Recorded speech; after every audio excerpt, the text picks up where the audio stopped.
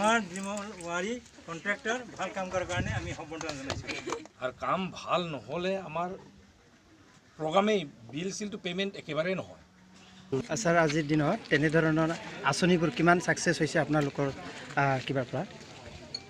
মিচিং autonomous কাউন্সিলৰ যিখিনি আঁচনি ৰূপায়ণ হৈ আছে সঁচাকৈ প্ৰশংসনীয় আজি আমি যোনটো ইয়াতে বাউণ্ডেৰী ৱাল নিৰ্মাণ হৈছে ইমান কম পইচাত অকল 12 লাখ টকাত গোটেই ইমান বৃহৎ অঞ্চল এটা বাউণ্ডেৰী ৱাল ইমান সুন্দৰভাৱে দিয়াটো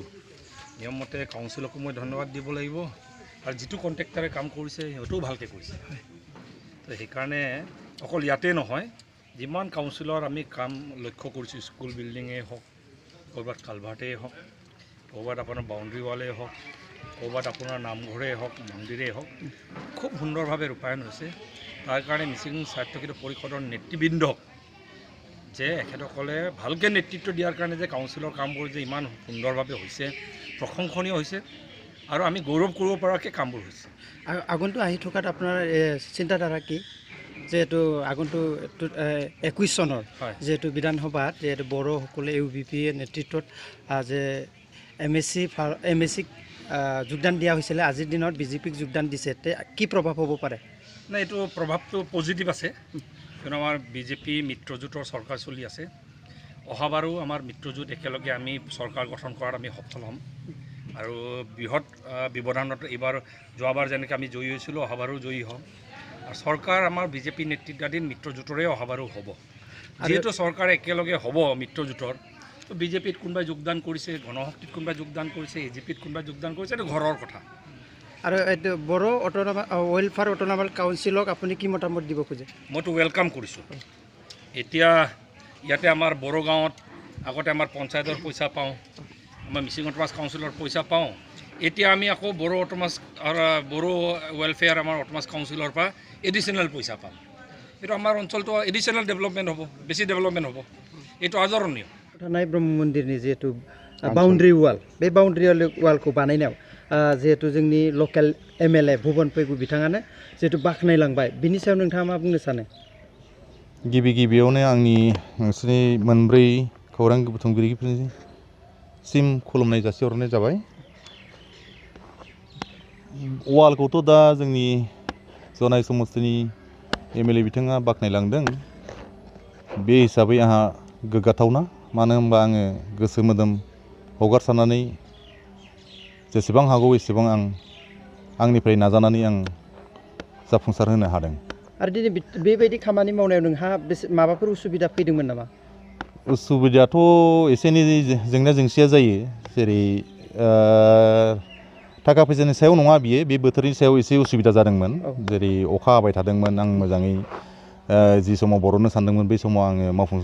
मावफुंजोबनो हायाखै मानो होनबा अखानि दै लोमसावनाय जानाय जाथायनि थाखाय आरो दिनै बिथांखौ गोजोन होनो हालायनाय जिहेतु खामानि मावनायाव नोंहा माबाफोर बेनिफिटनि सायाव माबाफोर उसुबिदा बिदिथ' बेखिनिखौ आं बुंनांगौ होननानै सानाखै मानो होनब्ला बानायनांगौखौ आं बानायबाय जायगानिनो आंनिनो धोरोमनि जाहैबाय बाउन्ड्रि वाल बे हिसाबै आं मोजाङै मोजां बानायनो नाजानानै बानायनाय जादों थिग बिदिनो नोंथाङा बेबायदि खामानिफोरखौ देनां सिम माबायदि मावलांनो सानो जेनेबा बेबायदि हाबाफारिफ्राव आं रायजो मोजां मोननाय खामानिखौ आं जेसेबां हायो एसेबां मावनो नाजागोन हानायखिनिखौ आं इयुनहालागैबो आं नाजालांबाय थागोन आरो बिथाङा जिहेतु नोंथांखौ साबायखर बावलांबाय जोंनि गेजेराव जोंबो नुनो मोन्दों थारैनो बेबायदि खामानिखौ साफ्रोमबो जिहेतु जोंनि ओनसोलाव गोबां ठिकादारफोर दं बेफोरनि सायाव नोंथाङा मा बुंनो सानो जेनेबा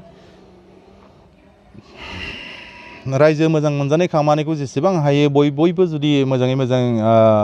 डेभेलपमेन्टखौ सालायनानै मावलायनांगौ गाज्रि नोजोराव दा गोग्लैजानांगौ जाथों मोजाङै मावनानै नामखौ लाखिनो नाजानांगौ बयबो सुबुङा जिहेतु दिनै नैबे सिमेन्ट दख'रा ब्रह्म धोरोम जिहेतु मन्दिरनि बाउन्ड्रि वालखौ बानायदों बिथांनि सायाव नों मा बुंनो सानगोन जिहेतु सिमेन्ट दख'रानि ब्रह्म धोरोम सिबियारि हिसाबै दानिसो बिबिन्थि होलांनाय आंनिनो फंबाय बिमल वारि बिथाङा जिबायदि गोसो गुदुं जानानै खालामबाय जोंहा बेवहाय गोजोननाय दं आरो इन फिउचार बिदिनो सोरबा सासे बा आं बा सोरबा खालामबावनायखौ आं लुबैयो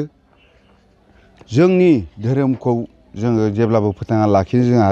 मोनसे गोजोननाय थायो बेखौनो आं लुबैयो आरो आंनि फंबाय बिमला दिनै मोजां खामानि मावनायखौ आं बिनिसिमबो जोबोद साबायखर बावहरबाय एसेनोसै दिनै नोंथांमोननि जिहेतु सिमेन्ट दख'रा ब्रह्म धोरोम मन्दिरनि जिहेतु बाउन्ड्रि वाल बे बाउन्ड्रि वाल लुगिरिनिसिम नोंथाङा मा बुंनो सानो दा बिथां बाबाया जोंना जिबायदि मोजां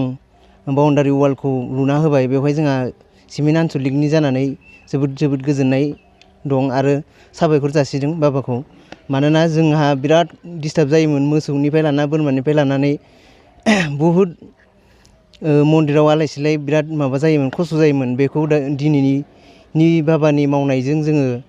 बेनिफ्राय रैखा मोननाय जाबाय आरो बिथाङा बिराद मोजां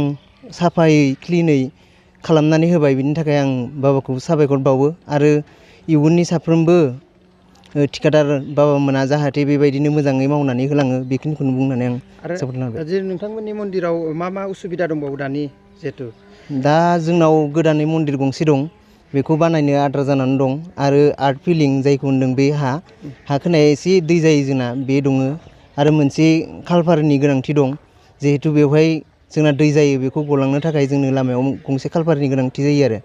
बेखिनियानो नोंथाङा सरकारनि सायाव मा बुंनो सानो दा बेखिनिखौ जोंनि दानि जायफोर बिजाथिफोर दं बिथांमोना जोंनो मदद होयो बेखौ आं लुबैयो जोंनि सिमेन्ट आन्सलिक ब्रह्म धर्मनि जानानै जाहाथे बे माबाखौ जोंनो थाबैनो खालामनानै होयो बेखिनिखौनो बुंबाय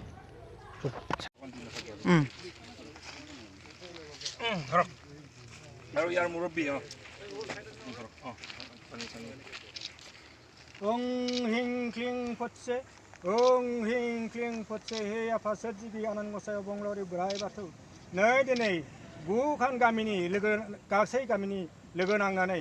नैबे गोथैसालिखौ बेखेवनो थाखाय थियारि खालामबाय हे आफा सोरजिगिरि नों जेरावखि थाया मानो होआखै थियाखै राव होआखै फाव होआखै होननानै बुंनो मोननाय नङा आरो जेरावनो फैयो जि गामिनि रायजोआनो फैयाथों मानो नोंनि बे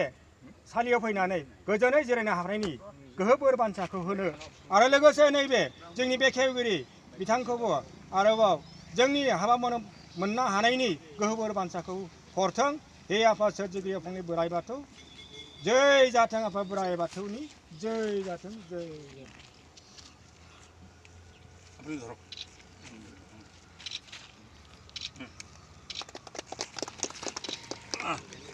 অলপ দলংটো আগুৱাই দিম সেইটো আছে ন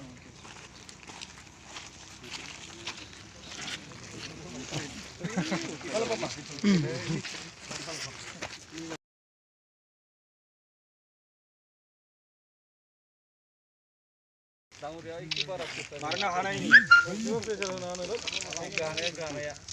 आदा हरलाय खनसे सार औ